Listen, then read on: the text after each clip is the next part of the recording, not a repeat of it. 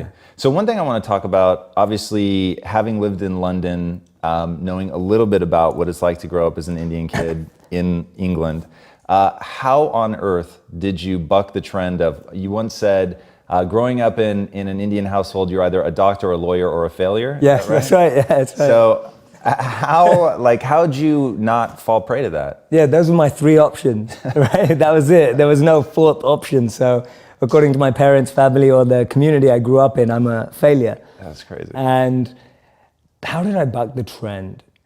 I was really, really fortunate that very early on, I started to experiment with what mattered to me.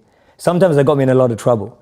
What people don't know about me is that I was suspended from school 3 times for trying out all sorts of things, like things that people would never imagine of someone who goes on to be a monk. I was experimenting with all the drugs in the world. I had multiple relationships. I was really trying to search for some sort of meaning, fulfillment, and as long as I've known, I've been chasing thrill.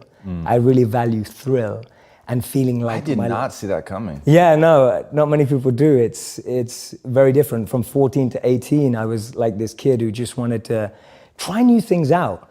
And my parents' rhetoric would always be, well, make sure you get good grades. And I used to think, well, if I can be bad and get good grades, then it all works, right? Everyone's happy. So that's kind of what I did.